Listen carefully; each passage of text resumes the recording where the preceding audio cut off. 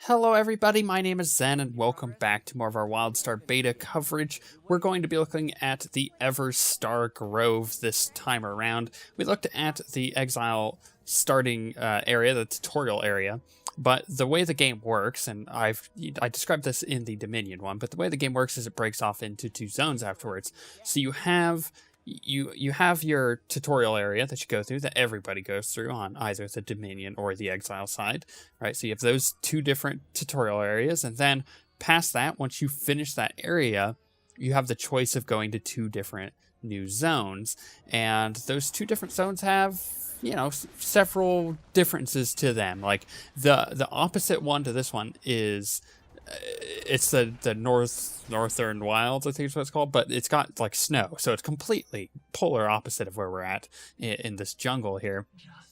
And naturally they split two of the races to each one, but you can go to the other one. So if your friend's leveling, you know, like I don't know, a human, you could go to the human starting zone. If you're playing a whatever this is, an Orin or a Makari, you know, could go to the Chua world if you're on the Dominion, stuff like that.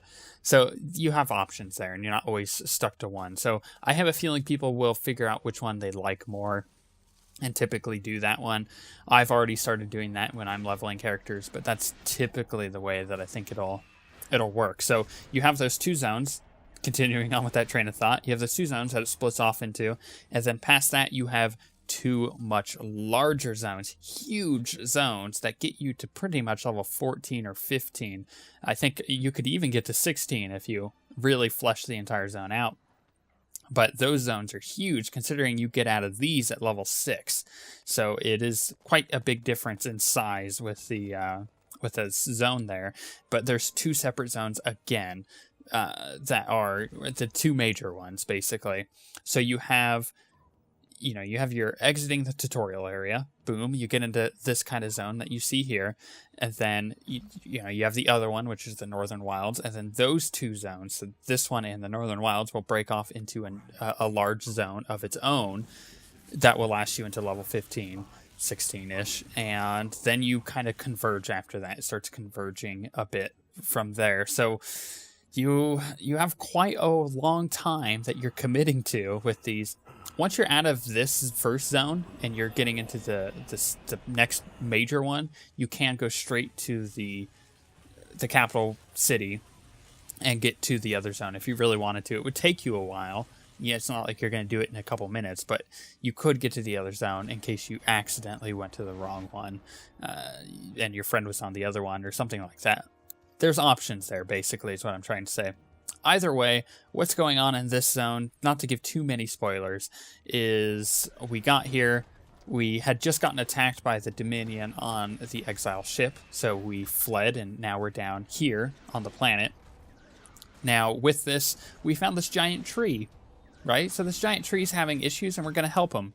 He's an elder tree. He's been here since the Elden were actually on the planet, so he knows all of the Elden secrets. So in order to get those secrets out of him, we must help him. That's obvious. I mean, that's obviously what we have to do.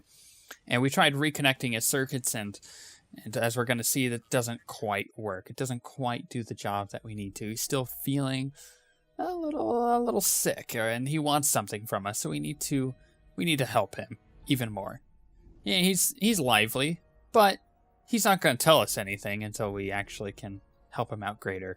So we'll get to that point. We have to go all the way to the north of the zone in order to get more information out of him. We have to go do something basically for him. It's a quest, you know. What do you expect?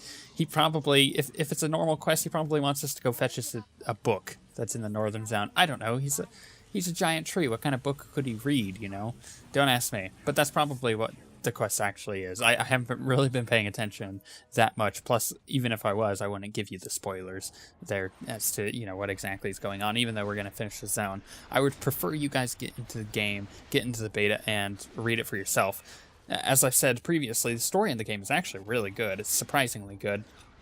It's just not as well told in delivery as, say Star Wars. Because Star Wars, for example, that's what they're king of. They're king of story. And, it's made by BioWare. What do you expect? But you go into a quest and you're having dialogue with them and you're switching between the dialogue.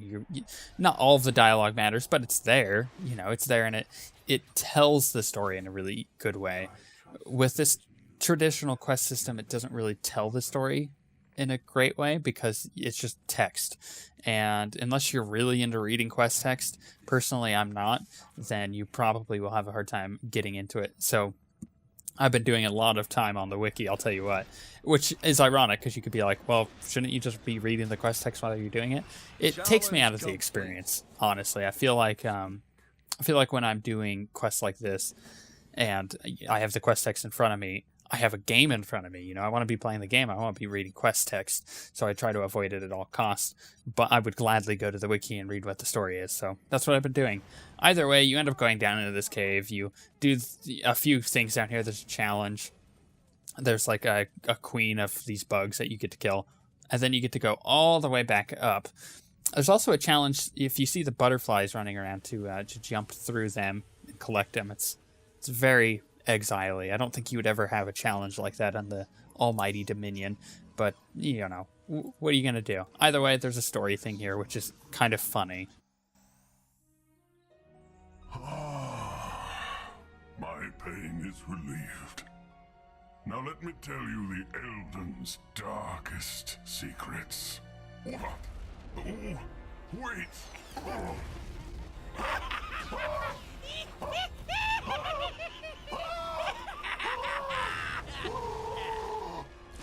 I just wanted to...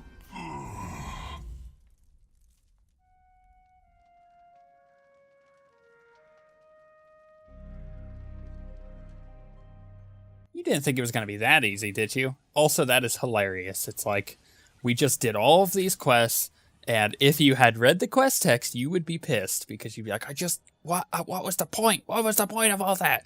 I saved you, and a Chua in like a helicopter thing came and bombed the hell out of you. Nobody did anything about it. What's going on?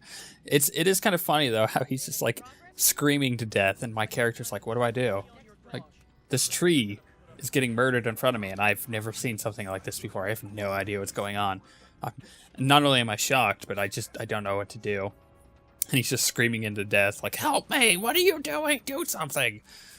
Oh, it's good. The game has a really cool style and sense of humor and everything to it, and I like that that's brought in pretty heavily right at the start of the game. I like that.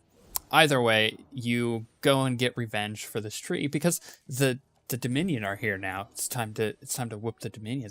They were on our ship, now they're on our planet. Oh man, we can't have that. We need to go whoop the Dominion, which is, it's natural. A giant war then ensues, and yada yada yada. That's kind of the story of the game. But it's a cool story, you gotta admit. It's fun.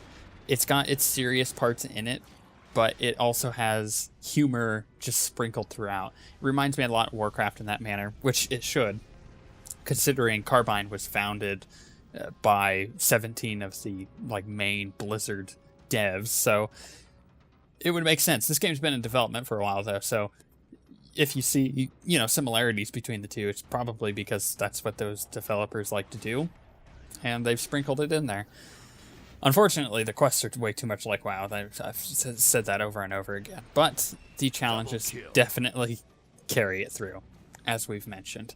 So with this zone, you get to the end here. The Dominion are obviously trying to burn down the forest of the exiles here in the Orin area that you get to go to, and I think it's hilarious because I personally haven't decided whether I'm going to play Dominion or Exiles yet, but I do know that I like the Dominion as far as their races are concerned, but I like the quests more of the Exiles. Not this area as much as the Northern Wilds and that area. That area is really good for quests, as you'll see, in the next zone video, but for this specifically, I do like the way that the story flows here, and it works a little better than the actual area for the Dominion, in my opinion. Either way, you get to the end.